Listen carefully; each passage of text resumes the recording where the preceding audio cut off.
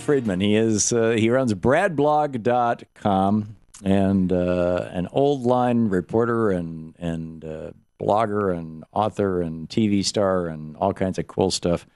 And in fact, actually, Brad, I think I have an official introduction for you here someplace. Let me see if I can quickly find it. Here we go. I liked yours better. Investigative reporter, founder, and publisher of the Brad blog, bradblog.com.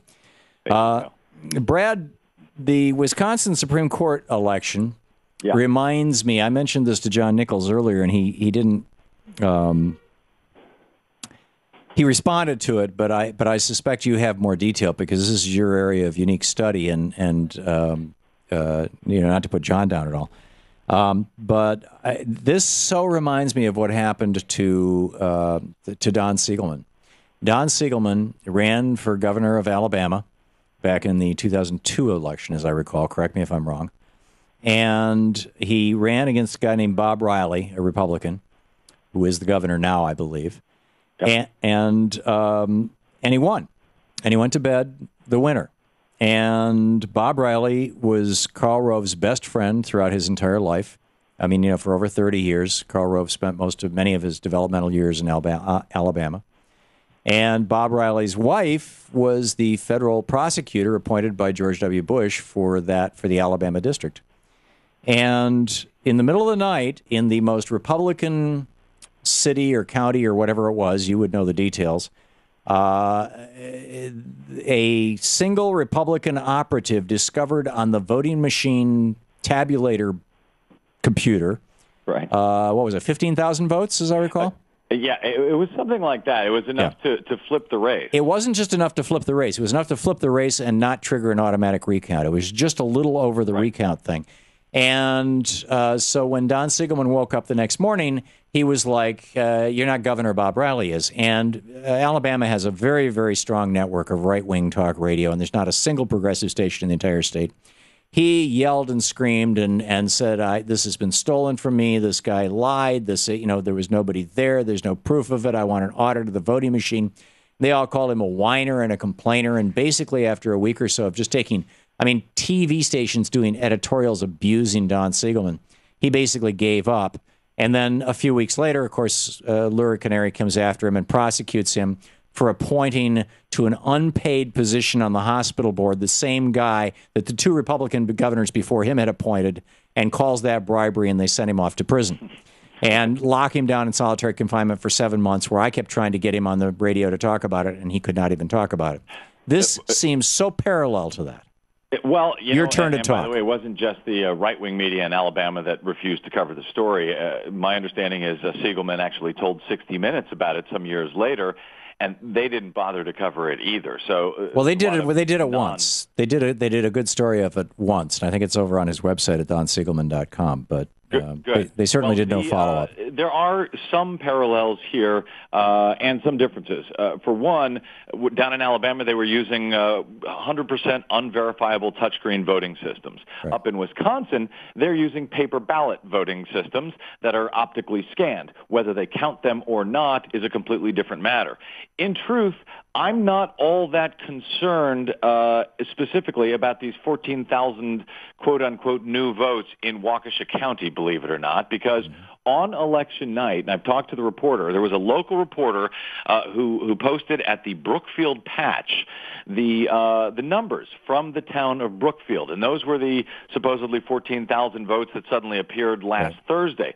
This reporter, Lisa Sink, just after midnight on Tuesday night, posted those 14,000, the results from Brookfield, and they are ward by ward the exact same totals that Kathy Nicholas, this Republican operative and Waukesha County clerk, would later report 2 days later saying that she found them.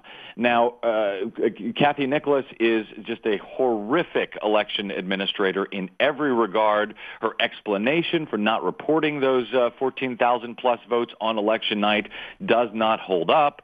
She says, she forgot to hit the save button in Microsoft Access, which does not have a save button. So there are all kinds of reasons to be concerned about her specifically. But those 14,000 votes didn't actually appear out of nowhere. Now, were they counted accurately on election night? We have no idea. Or were they counted twice? I don't believe that they were counted twice. I don't believe that they were included twice in the total. But again, Kathy Nicholas makes it very hard, if not impossible, for citizens to oversee this stuff because she refused to release the municipality by municipality totals.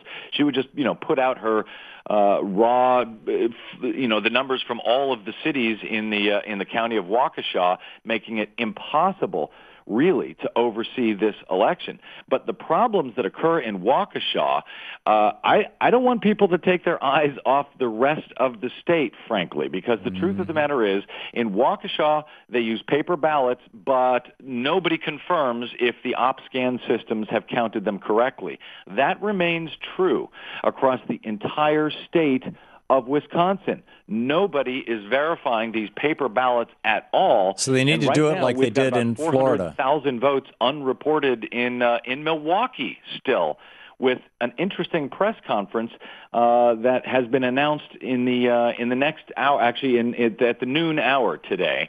2 p.m. local hour, by the Milwaukee District Attorney and the Government Accountability Board, which is the state oversight board for elections.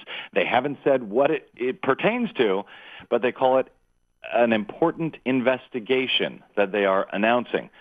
So we could have another round in this story, another big round in this story potentially about to drop in the next hour or so.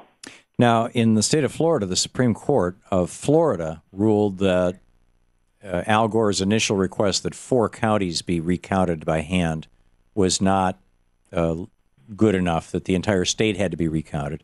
And that, of course, was the point at which the federal Supreme Court stepped in, because when they ultimately counted the entire state, they found that Al Gore won by over 500 votes. But this was a year later, and as you know, the New York Times buried that in the 17th paragraph because they didn't want to hurt Bush's credibility right after 9/11.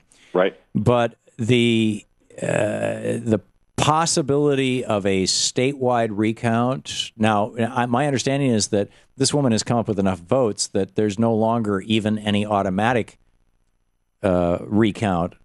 So how does this play out? We have just a minute left, Brad. Yeah, how does this play out? It remains right on the edge whether the state will pay for the recount. We won't know that until we get the totals. It's right on the edge of that 0.5% margin. She can ask for one. She can pay for it. She can have it done across the entire state, and she should. She'll have she to go to being court the woman who's running for judge. Order to have these ballots hand counted, however, because all they're going to do is run them back through the machines again, which frankly is insane. We need to, as I say every time I'm on the show, Tom, count the damn ballots. It's not that hard. Yeah, we're the only developed country in the world that uses these insane machines. Last question, very quickly. We have less than a minute. Brad Friedman, bradblog.com. Why are we turning the beating heart of democracy, our vote, over to private businesses? Because the most of the media is not bothering to inform the country what the hell is going on and how that these things are completely random and secretly counted and impossible to oversee. So you and I will continue to make noise and say we need a transparent, overseeable democracy. This computer stuff is just nuts. It has to stop. It's killing us in each and every election. And the corporations that own these machines, do they tend to be affiliated with one or the other party? They do. They tend to be associated with Republicans. That said, I don't care. I want the people to be able to oversee their own election and have self-governance. Brad Friedman. Get over to bradblog.com for the best reporting on the topic. Thank you, Brad.